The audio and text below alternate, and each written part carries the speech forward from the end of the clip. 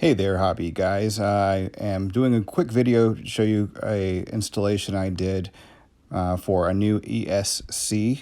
I had a really weak ESC before that was not rated for the type of battery that I was using. It was rated for a 7.4 volt, and I have a lot more of the 11.1 volt, and I wanted to see what a 3S battery would do. The guidance of some of the people from the forums, I installed this particular one that I got on Amazon, and it's a major change.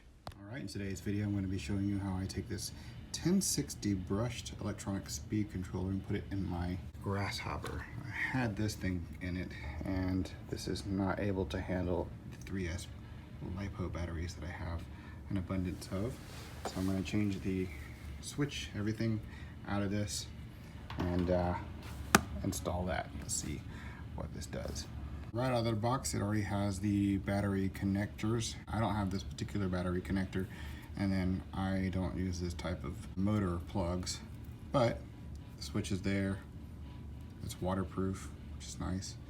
And so what I might just do is change out the motor connectors on the Grasshopper and change the battery connector on the ESC, the new SC. All I need is new banana plug type connectors to install on my motor terminal. So I'll cut these off, install these. These are plenty long enough, I believe.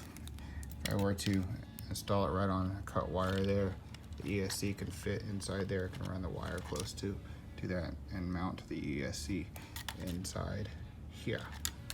Just I'm going ahead and getting some solder on the wires, and then I will put the banana plugs on either of those wire terminals. All right, banana plugs are on the motor mounts here. I tested the exposure of the terminals, so it's kind of open. So first I'm going to go ahead and heat shrink over the plugs so that there's no gold connector exposed.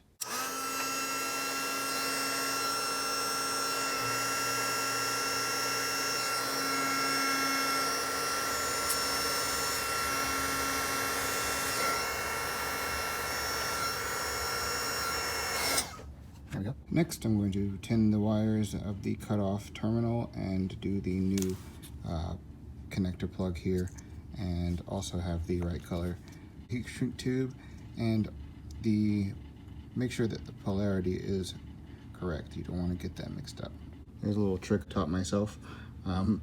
If you don't have a third arm to hold your part that you're soldering. There you have it, ladies and gents. The ESC is installed and it's all zip tied together. I got my wires nice and tight. Oh, one last thing, excess zip tie. And then I tied the battery connectors to the back part of the frame so that it has a little bit of give, because this is a flexible part. So you don't want to zip tie anything that's going to be moving around.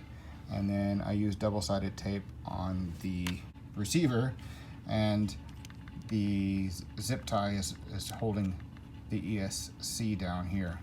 So hopefully it doesn't get too hot next to all that. So that's another thing, is it would heat up. It does heat up. So other than that, everything all is nice and tight.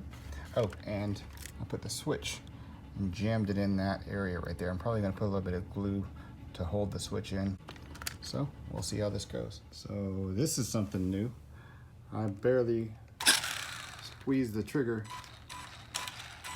I've never been able to pop a wheelie before. Let me show you. I've never seen the ballooning effect on the tires before.